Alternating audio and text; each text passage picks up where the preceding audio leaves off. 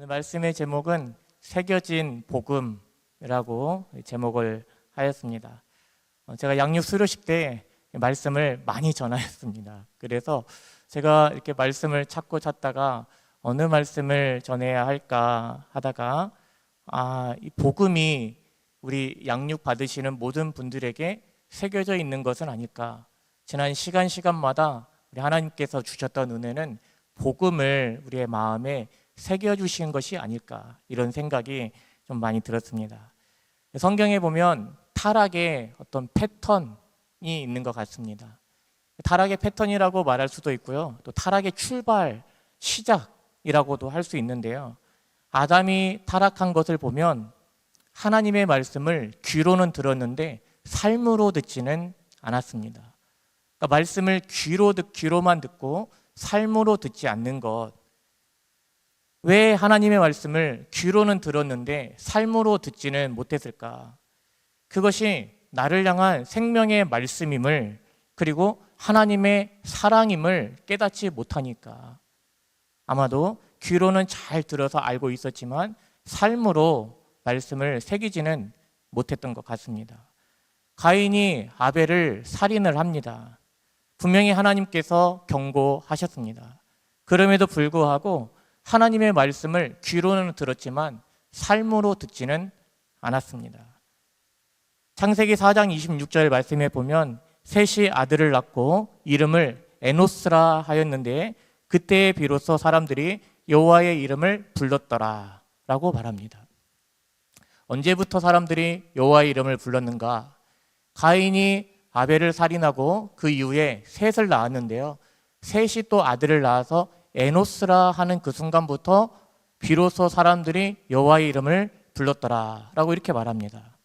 에노스라는 이름도 역시 아담과 같이 사람이라는 뜻입니다. 그런데요, 에노스라는 이름의 뜻은 조금 다릅니다.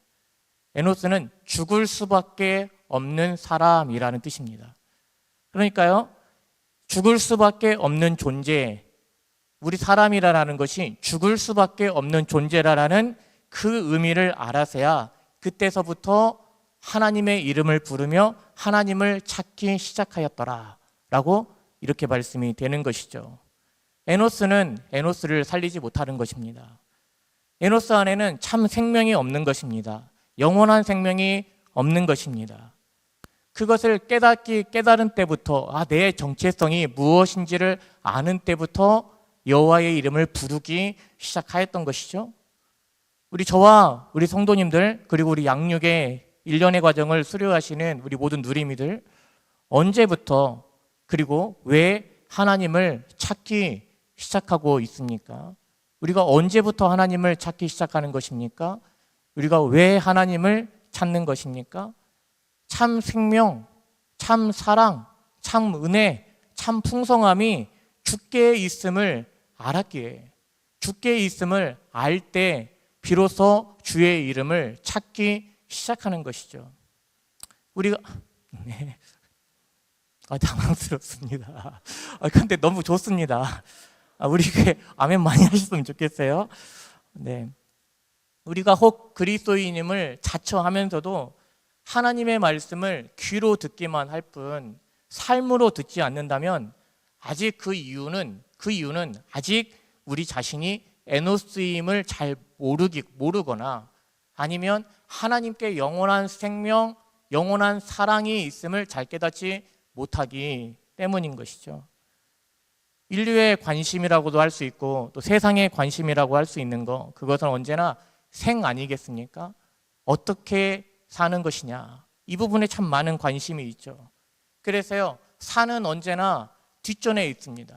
사람은 살 것을 생각하지 죽을 날을 생각하지 않습니다. 산은 언제나 뒷전으로 밀려 있습니다.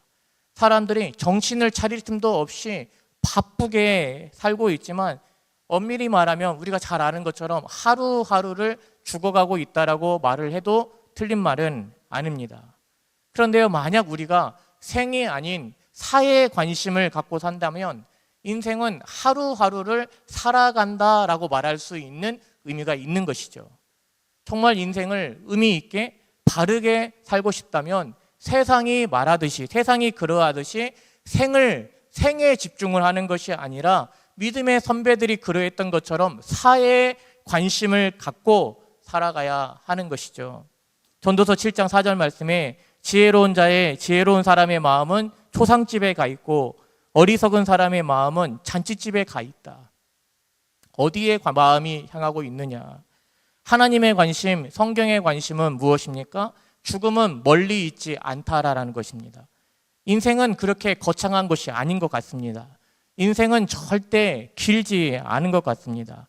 무엇을 위해 사느냐? 무엇에 의해 사느냐? 무엇을 위해 이 일상을 반복하느냐? 크리스찬은 이것을 비전이라고도 말을 하고 소명이라고도 말을 하고 사명이라고도 말을 하는 그것을 위해 살아갑니다. 사도행전 1장 오늘 1절에서 3절까지의 내용에 보면 누가는 이 복음의 정수를 5가지로 표현하였습니다.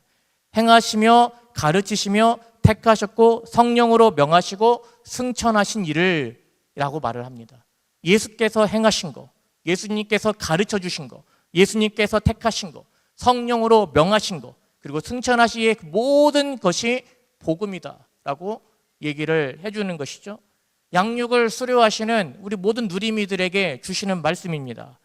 복음이 새겨져 있는 우리 모두를 향해서 또 하나님께서 삶의 열매가 가득하기를, 새로운 삶의 열매가 가득하기를 바라는 우리 모두에게 주시는 말씀입니다.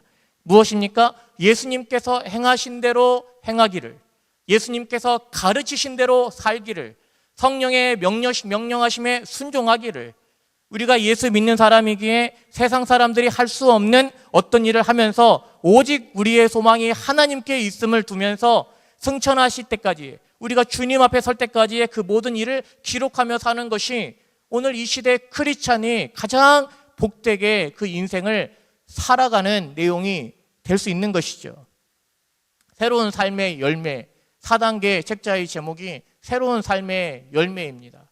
무엇이 열매입니까? 어떻게 사는 것이 새로운 삶의 열매입니까? 양육을 수료했다라고 그것이 되는 것이 아니라 말씀 속에서 예수님께서 행하시며 가르치시며 성령의 명하시며 택하시고 승천하실 때까지의 일을 기록하셨던 그 모든 내용을, 그 말씀을 아멘하고 말씀을 붙잡고 살아갈 때 새로운 삶의 열매가 가득한 것이죠.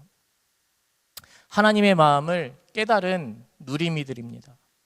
양육 1년의 그 과정 동안 참 어려운 시간들을 잘 견디면서 잘 단계별로 수료하시면서 왔습니다. 한번 여쭤보겠습니다. 이 세상에 내가 그리스도인으로 살아갈 때 어떤 기록을 남기며 살기를 원하십니까? 길이요 진리요 생명이신 예수 그리스도를 내가 만났다라는 그 기록을 남기며 사는 것이 우리의 간절한 소망 아니겠습니까?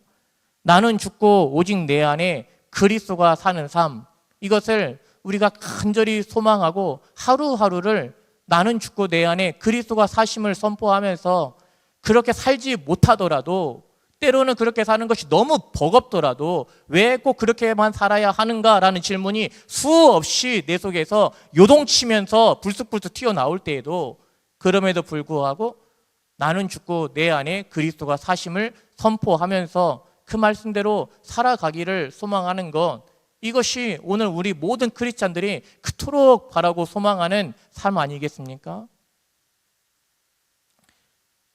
그런데요, 이렇게 살도록 만들어주세요가 아니다라는 걸 오늘 우리는 계속해서 복음을 통해서 확인을 하였죠.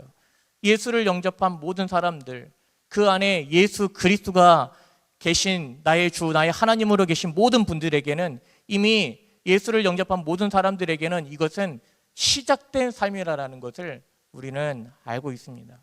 예수를 주로 영접한 사람은 한 사람도 예외 없이 이미 죽음과 삶을 경험한 사람들입니다. 그 경험은 이미 저와 여러분들을 변화시키기에 충분한 내용이 되는 것이죠. 양육을 통해서 새겨진 복음이 있습니다. 양육을 통해서 새겨진 은혜가 우리에게는 분명히 있습니다. 이번 기수는 오늘이 수료식이지만 여기 계신 많은 성도님들은 이미 양육을 통해서 동일한 은혜를, 동일한 복음이 우리 안에 새겨져 있습니다. 그것을 우리가 축하하면서, 그리고 축복하면서 그리고 하나님께서 내게 주셨던 은혜들을 다시금 기억하면서 하나님께 영광을 돌리는데요, 이 세상의 것이 우리를 풍성하게 하는 것이 아니다라는 것을 양육을 통해서 계속해서 확인하였습니다. 우리를 살리고 우리를 풍성하게 하는 것이 오직 기록된 하나님의 말씀이요 예수 그리스도 안에 있음을 우리는 양육을 통해서 계속해서 확인하였습니다. 오직 주님만이 우리의 소망임을 계속해서 확인하였습니다. 양육이라는 그 원어적인 의미가 자라게 하다, 존귀하게 하다, 주님께서 하나님께서 친히 우리를 시간마다 양육하여 주셨음을, 양육의 졸업이 아닌 것이죠, 수료인 것이죠. 수료를 하고 이 이후에도 계속해서 하나님께서는 내 평생에 나를 양육하고 계셔요. 나를 자라게 하시고 나를 존귀하게 하세요. 어떻게? 내 안에 그리스도가 사심을 계속해서 따라가게 하심으로 그렇게 존귀하게 하시는 것이죠. 하나님의 은혜는 계속해서 우리로 하여금 새로운 삶의 열매를 맺어가도록 내게 역사해 오십니다. 누가복음 사도행전은 데오빌로를 위해 쓴 것입니다. 누가는 누가복음 24장 그리고 사도행전 28장 총 52장의 편지를 예수 믿지 않는 한 사람 데오빌로요라는 그 이름의 편지를 보내면서 썼습니다. 누가가 이러한 내용을 쓰면서 전하면서 무엇을 기대했을까요? 데오빌로에게서 어떤 것을 기대했을까요? 그가 예수의 마음을 알기를, 예수님께서 우리 가운데 행하신 일이 얼마나 크고 위대하고 놀라운 일인지를 알기를, 그래서 그 마음에 복음이 새겨지기를, 그 하나님의 은혜가 새겨지기를, 그래서 정말 그가 예수 믿는 예수의 사람으로 살기를 그렇게 소망하지 않았겠습니까? 양육의 1년의 과정 동안 많은 목회자들, 많은 성김이들, 실제로 우리 누리미들이 나눔을 통해서 무엇을 하였습니까? 복음이 새겨지는 그 과정을 하였던 것이죠. 하나님의 은혜가 내 마음에 새겨지는 그 과정을 하였던 것이죠. 하나님께서는 무엇을 하셨습니까? 그 은혜를 각 사람의 마음에 새겨주셔서 하나님의 은혜와 영광이 얼마나 풍성한 것인지 놀라운 것인지를 알게 하셨겠죠. 하나님의 사랑은 말로 다 할 수 없는 것입니다. 그 사랑을 우리가 다 표현할 수도 없습니다. 그 사랑이 우리 자신에게만 머무르고 있지도 않습니다. 기독교의 복음은 처음부터 하나님께서 희생하심으로 시작했습니다. 오늘 우리도 그 희생하시는 사랑으로 예수를 믿고 하나님의 자녀가 되어 있는 것이죠. 그래서 예수의 사랑을 깨달은 사람은 주님의 모습 속에서 본 그 자기 희생을 마다하지 않습니다. 크리스찬이 사랑을 말하지만 만약에 주를 위한 자기 희생을 자기 소모로 생각하는 정도라면, 그래서 주 안에서 하나님을 사랑함으로 인해 누군가를 사랑하는 것을, 누군가를 위해서 내가 봉사하고 섬기는 것을 혹시라도 자기 소모라고 생각한다라는 것은 아직 주님의 사랑을 잘 모르는 것입니다. 그러나 주님의 사랑을 내가 경험했기에, 주님의 사랑이 얼마나 크고 놀라운 것인지를 알기에 주를 위한 나의 희생을, 주를 위한 작은 희생을 오히려 하나님 앞에 감사함으로 내가 오히려 그러한 자로 살기를 원하고 있다라는 건 예수를 닮아가고 있다라는 또 다른 증거가 되기도 합니다. 타인의 신앙으로는 절대 멀리까지 갈 수 없습니다. 나의 신앙이 필요한 것이죠. 나의 행함이 필요한 것입니다.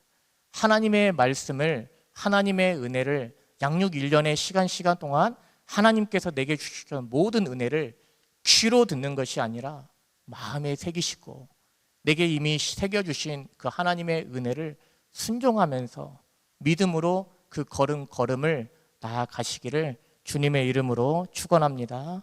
함께 기도하겠습니다. 살아계신 하나님 아버지, 감사합니다. 주의 크고 놀라우신 은혜로 양육 1년의 모든 과정을 잘 마치게 하시고 이 시간 수료식으로 하나님께 영광을 올려드리며 새로운 삶의 시작부터 새로운 삶의 열매까지 주님께서 이 모든 것을 시작하시고 이루심을 고백하면서 믿음으로 주님 앞에 서 있게 하시니 참으로 감사합니다. 하나님의 그 은혜를, 하나님의 그 놀라우신 역사하심을 날마다 사모하면서 그 은혜를 쫓아 믿음으로 걸음걸음을 나아가는 우리 모든 사랑하는 우리 누리미들 되게 하여 주옵소서. 계속해서 하나님의 우리를 자라게 하시고 존귀하게 하시는 그 놀라운 사랑과 은혜가 나를 향해 멈추지 않음을 우리가 알게 하시고 그 사랑 붙잡고 힘입어 은혜의 보좌 앞에 담대히 나아가시는 우리 기쁨의 동산교회 모든 성도님들 되게 하여 주옵소서. 예수님의 이름으로 기도합니다. 아멘. 아멘.